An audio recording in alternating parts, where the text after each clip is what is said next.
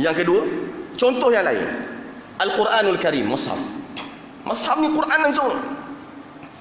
Pada zaman Nabi, pada zaman sahabah, ni zaman Nabi, zaman sahabat ni, Quran huruf hijaiyah alif sampai ya tu, yang ada titik ba, ta, tha, jim, kha, ghain, titik dan juga baris, pada zaman Nabi tak ada. Pada zaman sahabat tak ada.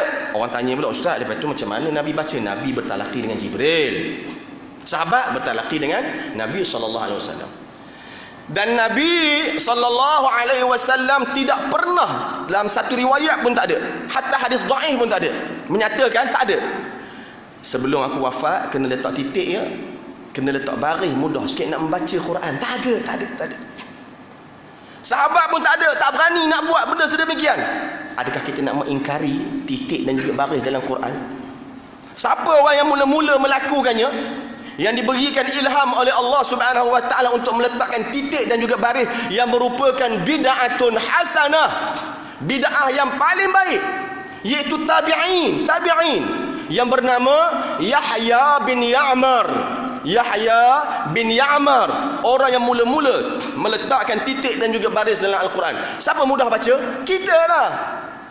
Puak-puak ni yang kata bid'ah ni, ambil dia ikat kat tiang tu, ambil whiteboard satu, tulis, buat rumah.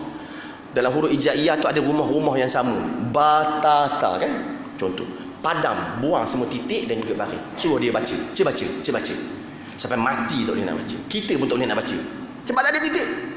Alhamdulillah kita boleh mengenal ba satu titik, ta dua titik, ta tiga titik, baris atas a i u. Alhamdulillah. Jadi elakkan perkara-perkara khilafiyah itu dijadikan perkara usul dalam agama. Alhamdulillah kita ni bersatu di atas akidah ahli sunnah wal jamaah. Mudah-mudahan nak ambil tu. Mudah-mudahan tu nak ambil lah. Mudah-mudahan Allah Ta'ala memberikan taufik dan hidayah kepada kita, sayang kepada Allah dengan cara belajar sifat Allah dan jangan menyekutukan Allah. Sayang kepada Nabi SAW, yang Nabi sabdakan dalam hadis riwayat Imam Bukhari. Ingat, sayang pada Nabi kena letak yang paling tinggi selepas daripada Allah. Nabi kata apa? La yu'minu ahadukum hatta akuna ahabba ilaihi min walidihi wa waladihi wan nasi ajma'in. Tidak sempurna iman seseorang itu kecuali dia mengasihi diri aku, Nabi SAW, lebih daripada diri dia sendiri, lebih daripada mak pak dia sendiri, lebih daripada anak-anak dia sendiri, lebih daripada seluruh manusia. Dan bukan senang untuk capai cinta kepada Nabi SAW. Akhirnya janji. Akhirnya kita ambil satu hadis Nabi SAW, nak beritahu Nabi sendiri sayang pada kita. Kalau kita tak sayang kepada Nabi, siapa kita? Suatu hari di hujung-hujung akhir hayat Nabi SAW, ni nak beritahu orang duk marah maulid ni bid'ah ni. Saya semalam habis ceramah dekat Mukim Morak nak Masjid Ismaili. Pergi ziarah makam Tok Seleho. Tok Seleho ni tuan guru Haji Abdul Rahman bin Haji Osman bin Haji Senik, ni nama dia. Seorang waliullah. Tu saya kata bumi Kelantan ni bumi wali. Dia orang pertama di Kelantan yang tuan-tuan dah tahu, yang mula-mula menyambut sambutan Maulid Rasul secara besar-besaran. Berarak ni dia. Datang golongan yang baru ni, ni tak boleh, bid'ah, Nabi tak buat. Saya nak cerita sikit lah tentang bid'ah, tentang sambut maulid. Hadis riwayat Imam Muslim, Nabi SAW ditanya oleh para sahabat tentang kenapa disunatkan berpuasa pada hari Isnin. Kenapa disunatkan berpuasa pada hari Isnin? Hadis riwayat Imam Muslim. Nabi kata apa? Dzakal yaum wulidtu fihi wa unzila alayya fihi. Nabi gembira kerana pada hari Isnin aku dilahirkan. Nabi gembira. Faham-faham lah bila Nabi gembira. Gembirakanlah dia. Dan kerana pada hari Isnin diturunkan wahyu kepada aku. Di hujung akhir hayat Nabi SAW, Nabi mengumpulkan para sahabat. Di hujung-hujung akhir hayat Nabi, ada ketika itu Abu Bakrin, ada Umar, ada Talhah, ada Zubair, ramai sahabat. Maka Nabi bersabda kepada para sahabat, nak beritahu Nabi ni sayang dan rindu pada kita. Nabi kata, wahai para sahabat, sesungguhnya ada ikhwan, saudara-saudara yang aku rindu untuk Nabi sebut rindu. Aku rindu untuk bertemu dengannya. Doa banyak-banyak supaya dapat ziarah makam Nabi SAW. Amin. Maka sahabat mengatakan, sudah barang tentulah para malaikat, ya Rasulullah, engkau rindu. Ya, aku rindu malaikat, aku rindu Jibril, aku rindukan wahyu daripada Allah yang disampaikan melalui Jibril.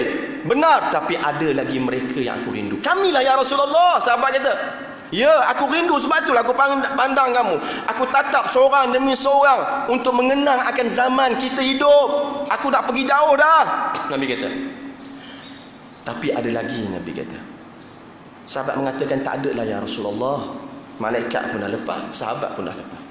Lalu Nabi SAW bersabda, hum min ummati min ba'dikum wa hum lam yarawni wa hum yu'minuna bi wa ana mushtaqun ilaihim wa hum mushtaqun ilayya. Mereka yang aku rindu untuk bertemu dengannya adalah umat selepas kamu, wahai sahabat. Mereka itu tidak pernah melihat wajah aku, tapi mereka boleh beriman kepada aku. Aku rindu untuk bertemu dengan mereka. Sudah barang tentu juga mungkin mereka rindu kepada aku. Siapa dia tuan-tuan? Kita lah. Kalau kita tak kata kita rindu pada Nabi, maka tak fair, tak aci. Nabi SAW sayang, nak rindu dan nak beri syafaat kepada umat dia yang beriman kepada Allah Subhanahu Wa Taala. Lihatlah bagaimana sahabat sayang kepada Nabi SAW, sehinggakan tempat yang mana diberikan kecelakaan kepada Nabi Muhammad, biar dia yang pegang. Seorang sahabat dalam riwayat yang bernama Zaid bin Ad-Dusna, suatu hari ditangkap oleh orang musyrikin dan juga nak dijatuhkan hukuman bunuh kepadanya, Zaid Ad-Dusna. Dan Abu Sufyan berkata kepadanya, adakah kamu mahu tempat kamu ini yang aku nak penggal ini digantikan oleh Muhammad, supaya engkau boleh balik, boleh senang lenang dengan keluarga kamu? Maka apa yang dijawab oleh Zaid bin Ad-Dusna, menyatakan, wallahi, aku tidak sanggup untuk meletakkan tempat Nabi Muhammad di tempat aku ini. Walaupun dicucuk dengan sebilah duri sekalipun di kaki Nabi Muhammad, aku tidak mampu untuk menanggungnya dan aku tak sanggup melihatnya. Begitulah sayangnya akan sahabat kepada Nabi.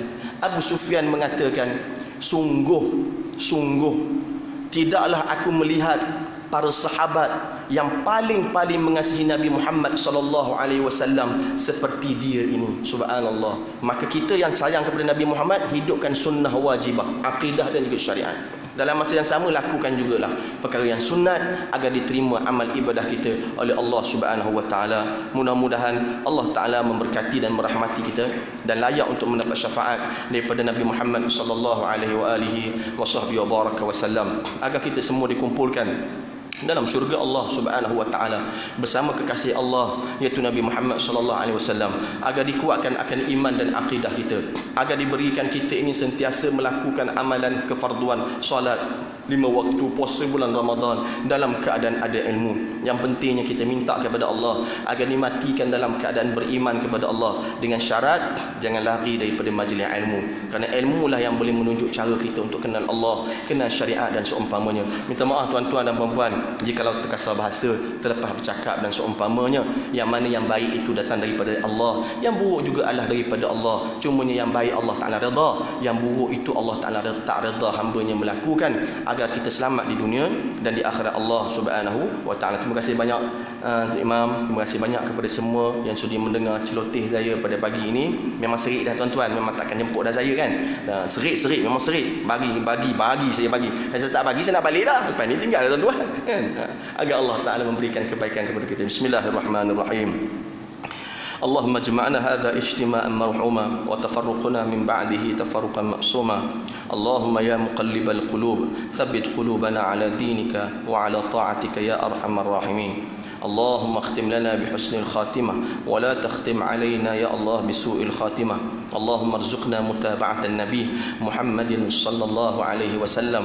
اللهم ارزقنا رؤية نبينا محمد صلى الله عليه وسلم في هذه الليلة على صورته الأصلية وفي كل ليالي يا رب العالمين. وصل اللهم على سيدنا محمد وعلى آله وصحبه أجمعين والحمد لله رب العالمين. نهلل ونصلي على النبي. لا إله إلا الله، لا إله إلا الله، لا إله إلا الله. اللهم صل على سيدنا محمد وعلى آله وصحبه وبارك وسلم. بارك الله فيكم. السلام عليكم ورحمة الله تعالى وبركاته.